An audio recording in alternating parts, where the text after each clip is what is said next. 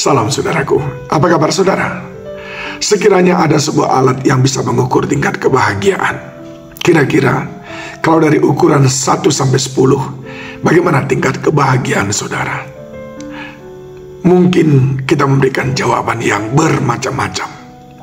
Tetapi tentu saja kebahagiaan itu erat sekali hubungannya dengan apa yang kita alami dalam hidup ini. Bagaimana kita bisa berbahagia kalau rasanya hidup ini selalu bertemu dengan jalan buntu?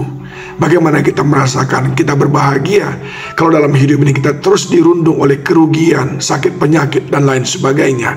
Semua yang terjadi tidak seperti yang kita inginkan, jauh dari kebahagiaan. Yeremia 7 ayat 22 sampai 23 berkata, "Sungguh pada waktu aku membawa nenek moyangmu keluar dari tanah Mesir, aku tidak mengatakan atau memerintahkan kepada mereka suatu tentang korban bakaran dan korban sembelihan. Hanya yang berikut inilah yang telah kuperintahkan kepada mereka. Dengarkanlah suaraku, maka aku akan menjadi Allahmu dan kamu akan menjadi umatku. Dan ikutlah seluruh jalan yang kuperintahkan kepadamu, supaya kamu berbahagia." Allah pernah memberikan kunci kebahagiaan kepada bangsa Israel. Namun mereka, apakah mereka mendengarkannya? Ayat 24 berkata, "Tetapi mereka tidak mau mendengarkan dan tidak mau memberi perhatian, melainkan mereka mengikuti rancangan-rancangan dan kedegilan hatinya yang jahat, dan mereka memperlihatkan belakangnya dan bukan mukanya."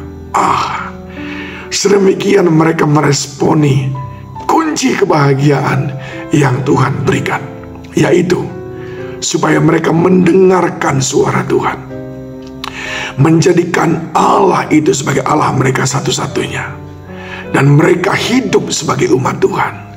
Itu adalah kunci kebahagiaan, mendengarkan suara Tuhan.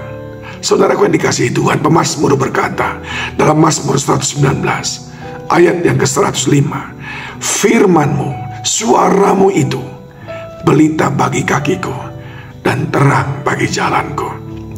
Jalan-jalan yang dipenuhi dengan tuntunan Tuhan, dengan arahan, bimbingan, maka itulah jalan yang membawa kita berjumpa dengan rumput yang hijau, air yang tenang. Di sanalah kita menemukan kebahagiaan itu.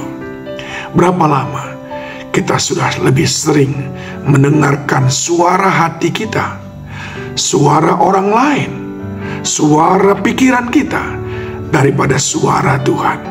Seberapa bergantung saudara kepada suara Tuhan sebelum melakukan sesuatu, sebelum memulai pekerjaan, sebelum memulai bisnis, bangun di pagi hari? Seberapa bergantung saudara kepada suara Tuhan? Itu sangat menentukan apakah jalan-jalan kita diterangi atau penuh dengan kegelapan. Dan tentu saja jalan yang terang itu yang akan membawa kebahagiaan. Tapi Tuhan sangat baik, Dia Maha Pengasih. Walaupun kita sudah sering sekali mengabaikan suaranya, bahkan kita sering mengejek suaranya dengan membelakangi Dia, bukan menunjukkan muka kita, tanda kita mau dengarkan dan taat, tapi kita mengabaikan. Berapa sering kita mengabaikan hamba Tuhan yang sedang berkhotbah?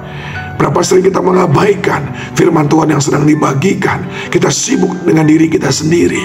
Kita tidak dengar suara Tuhan. Jika saudara adalah orangnya seperti itu, jangan kecil hati. Yeremia 31 ayat 3-5. "Dari jauh Tuhan menampakkan diri kepadanya. Aku mengasihi engkau dengan kasih yang kekal. Sebab itu aku melanjutkan kasih setiaku kepadamu. Aku akan membangun engkau kembali, sehingga engkau dibangun, hai anak darah Israel. Engkau akan menghiasi dirimu kembali dengan rebana, dan akan tampil dalam tari-tarian orang yang bersukaria. Engkau akan membuat kebun anggur kembali di gunung-gunung Samaria. Ya, orang-orang yang membuatnya akan memetik hasilnya." Saudara yang dikasihi Tuhan, dengar baik-baik. Tuhan mau menunjukkan kasih sayangnya, sekalipun selama ini saudara mengabaikan suaranya, menganggap remeh saat ada orang memberitakan firman, menyampaikan pesan Tuhan, membelakangi Tuhan. Ketika Dia lewat hamba-hambanya ingin berbicara kepada saudara. Tapi hari ini ada belas kasihan Tuhan. Dan Dia bahkan tidak hanya sekedar mengampuni keregilan hati kita, Dia juga berjanji kepada kita. Lihat apa yang Dia katakan, aku akan melanjutkan. Itu yang pertama, Dia akan melanjutkan kasih sayangnya, kasih setianya kepada kita. Dia tidak marah. Yang kedua, Dia akan membangun kita kembali sehingga kita terbangun. Dan yang ketiga, Dia akan mendatangkan sukacita, kebahagiaan dalam hidup kita. Dan yang keempat, kita diberkati dengan berkelimpahan. Dia berkata, engkau akan membuat kebun anggur kembali. Ya, kita dibukakan jalan-jalan, menikmati, mengecap, melihat segala kebaikannya. Saudaraku, jangan lagi belakangi Tuhan. Jangan lagi remehkan suaranya. Tapi hari ini, kalau kau mendengar suaranya, jangan keraskan hatimu. Maka engkau akan mengalami hidup yang berbahagia. Tuhan Yesus mengasihi kita.